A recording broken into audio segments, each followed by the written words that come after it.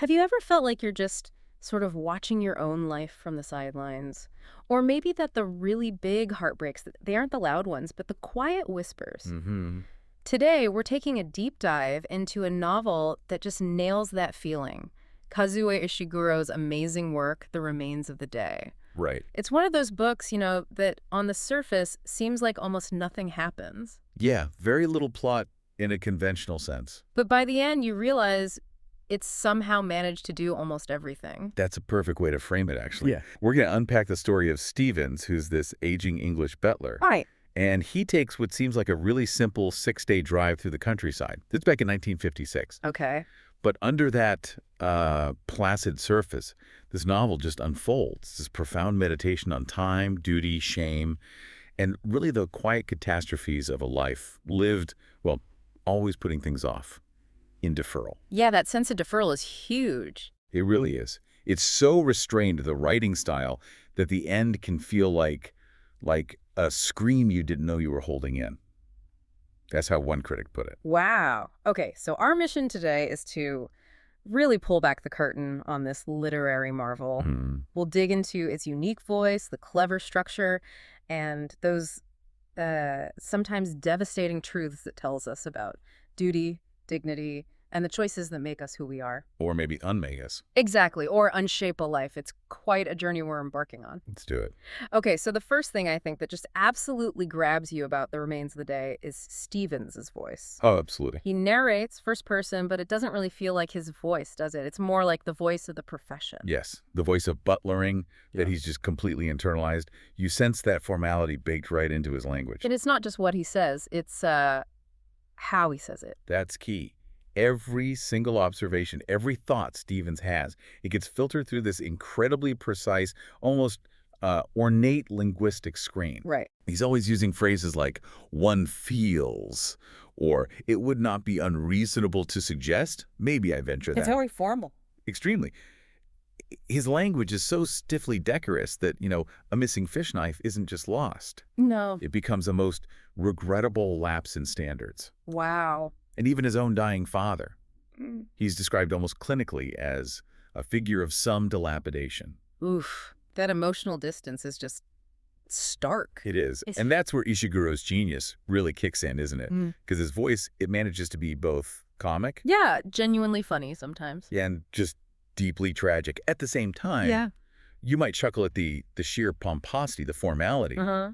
but then it hits you. That pomposity is basically armor. Right. Protection. Exactly. It's his shield against panic, against grief, even Right. against love, maybe especially against love. So he's built this narrator who isn't unreliable because he's actively lying to the reader, No, not in the usual sense. but because he's been lying to himself for so long. Yes, the lie has literally become his syntax. It's how he processes the world. And that voice, as you say, it's tied directly into Stevens' core belief system. Dignity. Absolutely central. Yeah. For him, dignity isn't just, good posture and politeness. Oh. It's an absolute code. Right. It means never, ever appearing flustered. Never expressing a private opinion, certainly not around employers. Right. Keep it all in. And maybe above all, never abandon your post. Mm. Duty first, always, no matter the personal cost. And that code gets tested, brutally tested in that scene, probably the most famous scene. His father is dying upstairs, In an attic room at Darlington Hall, while Stevens is downstairs doing his job. serving champagne. Okay. To figures involved in appeasement, some sympathetic to Nazis. And he chooses service. He chooses the job over being with his father. It's hard to read. It is. And what's incredible is how Ichiro presents that choice. There's no melodrama, no big emotional scene on the page. No internal monologue wrestling with it. No. It's all conveyed through tiny, precise physical details. A curt nod, maybe a tightened smile, the way he holds the tray of sherry balanced like a shield. Like armor again. Exactly. Ishiguro doesn't tell you, this is tragic. He just shows you the tremor in Stevens' hand Ah. and lets you, the reader, Mm. supply the indictment. It's a masterclass in using negative space. What's not there speaks volumes. Precisely. The grief, the rebellion, the basic human connection, their absence is louder than anything actually said or done. And this intense emotional control, this self-deception, it also leads to this really unique kind of humor in the book. It does, yeah. It can be very funny. But it's always at Stevens' expense, right? You're laughing at him. Always. You see him patting himself on the back for his bantering skills. Oh, yeah, the banter. After telling a joke so incredibly stiff it could probably starch a collar. Huh, right. Or he'll remember some minor professional moment like correcting a French diplomat on how to say claret, and recall it with the kind of intense pride you'd expect from a general remembering a key battle. It's almost absurd. It is. But the comedy is, like, surgical. Every laugh just peels back another layer, exposing that huge gap between the perfect butler persona he performs. And the actual human being he's sort of exiled inside himself. Exactly. The self he won't let out. Okay, let's maybe pivot a bit and talk about the structure of the novel, because that's also really clever. It is, yeah. Very intricate. The present-day story is simple enough on the surface. Stevens is driving Darlington Hall to Cornwall. Right, 1956. And the reason, supposedly, is to persuade Miss Kenton, the former housekeeper, now Mrs. Ben, to come back to work. That's the official mission, anyway. And each night on this trip, he writes in his journal, recording the day. But those entries, they aren't just what I did today. They become triggers. Triggers for memory. Exactly. Deep dives, digressions back into the 1920s and 30s, back to when Darlington Hall was this major hub for, well, diplomacy between the wars. Right, the appeasement era stuff. And these memories, they feel less like simple recollections and more like archaeological digs. How so? Well, Stevens keeps digging and hitting these layers of embarrassment or regret, things he'd rather not face. And as soon as he hits one, he quickly covers it back up with a fresh layer of professional pride or justification. So the journey isn't just geographical. Not at all. The deeper he drives physically into the West Country, the deeper he's forced to drive into himself. Until the landscape outside. And the landscape inside. They start to blur. They become almost indistinguishable. And Miss Kenton, she enters the story almost like she's defined by absences, by what's not said between them. That's a great way to put it. She's like a series of ellipses. She's clearly brisk, very competent. And by Stevens' standards, pretty cheeky, right? Impertinent. Definitely. She pushes back. She brings flowers to his dying father, which is a human gesture he can't quite process. Right. She teases him about the boring books he reads. And then there's that incredible scene where she's standing in his doorway. Clutching a letter. A resignation letter, probably, or maybe something more personal. And he just refuses to acknowledge it. Refuses to see her, really. Wow. So their whole relationship is like a duet performed in separate rooms. That's a brilliant description I read. They're close physically, but miles apart emotionally. And the closest they get to actual intimacy is that scene with the book. I think so. That romance novel she finds him reading. She pushes him. I merely wondered, Mr. Stevens, if you consider this a good book. But she's not asking about literary quality. Not at all. Yeah. The real question, the subtext, is, can anything emotional actually get through to you? Can I get through to you? Can you feel anything beyond duty? Can you see me as a person, not just a colleague? Can you respond? And the answer comes years later, doesn't it? In that just crushing scene near the end. Oh, it's devastating. When she confesses she once saw him as a possibility for happiness. A whole life path right there. Exactly. And Stevens, yeah, his response, what does he do? He adjusts the angle of a tea cozy. He adjusts a tea cozy. The silence, the smallness of that gesture in the face of such emotional vulnerability, it's just deafening. Absolutely heartbreaking. It really is. And it makes you ask, why? Why won't Ishiguro give us, or them, some kind of emotional resolution, some catharsis? Yeah, as a reader, you're almost screaming for it. Right. Yeah. But he refuses. Yeah. And I think it's because giving them that big emotional moment would actually violate the very code that has produced the tragedy in the first place. It wouldn't be true to Stevens. It wouldn't be true to the life he's constructed. An easy breakthrough would undermine the whole point about the choices he's made. It is the unlived life. That's the essence of it. And it's not just his personal life that's unlived, in a way. The history happening around him. Right, the backdrop is crucial. It's set right in the middle of the appeasement era in the 1930s. Lord Darlington, his boss, is hosting these conferences. Conferences that are actively involved in the politics leading up to Munich. Really high-stakes stuff. But how does Stevens experience this huge historical moment? That's what's fascinating. For Stevens, this history, potentially world-altering conversations happening in the room next door, it's all filtered through the keyhole of service. Meaning? meaning he experiences it primarily as logistical problems, issues of seating arrangements and silver polish. Wow. So it's not just that he's unaware. No, it's a kind of critique, isn't it? A historical critique. It shows how rigidly sticking to your class role, your station, can basically reduce geopolitics to a culture of etiquette. Keep the machine running smoothly, no matter what the machine is actually doing. Precisely. And later, after the war, when Lord Darlington is discredited, seen as naive or even a collaborator. How does Stevens react then? Does he reconsider? No. He dismisses the whole thing as just a most distressing misunderstanding. A misunderstanding. Yeah, and that phrase, it does double duty, doesn't it? It protects his former employer's reputation, or tries to. And it protects Stevens himself. Exactly. Protects him from having to face the possibility that he dedicated his life, his perfect service, to a cause that was flawed, or maybe even evil, all with perfect manners. That's chilling, actually. It is.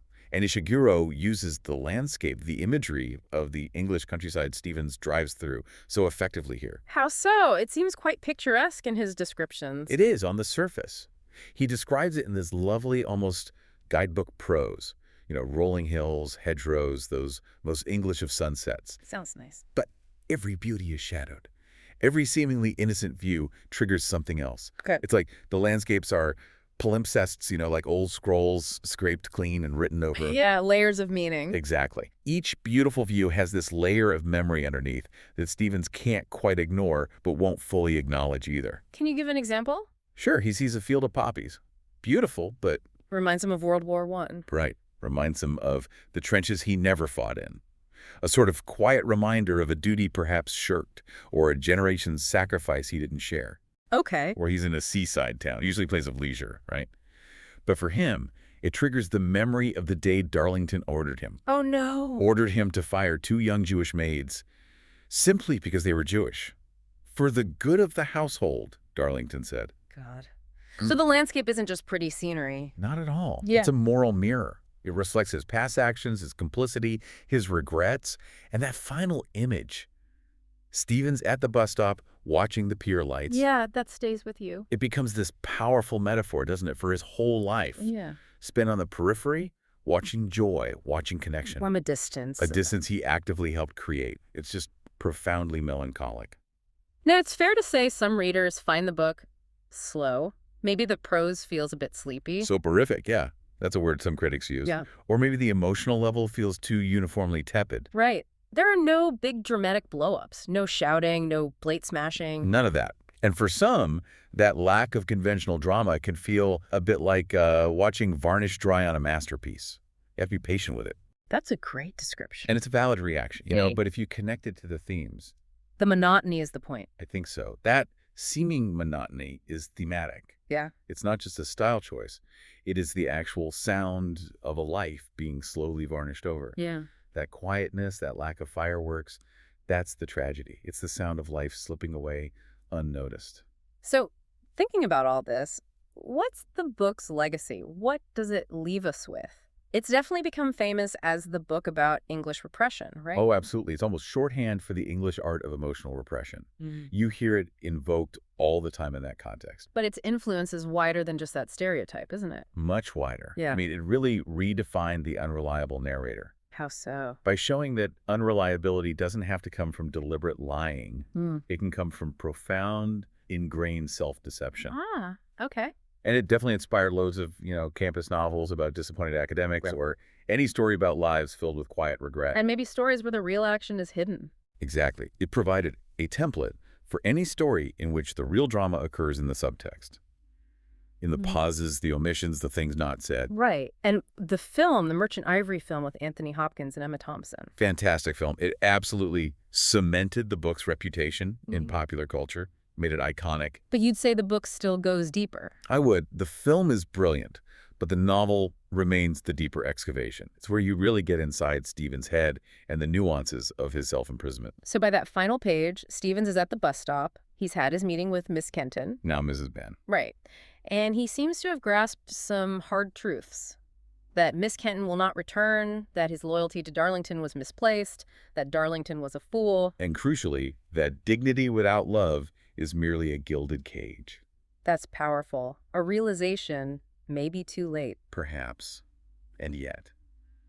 What does he resolve to do in that moment? He decides to practice. Bantering. Bantering. With strangers on the bus. Not because he suddenly wants genuine connection. No. But because, as he puts it, it is the done thing. Oh, that's just heartbreaking. It's heartbreaking precisely because it's so small, so inadequate.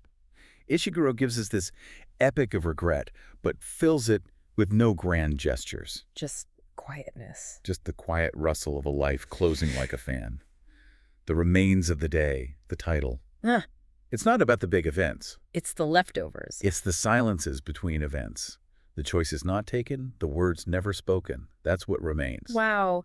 You know, as we close this book and this deep dive, you realize you've kind of been holding your breath the whole time. Not because it's full of suspense in the usual way, but because it just feels profoundly true. It resonates, doesn't it? And maybe in some quiet way, we are all Stevens sometimes.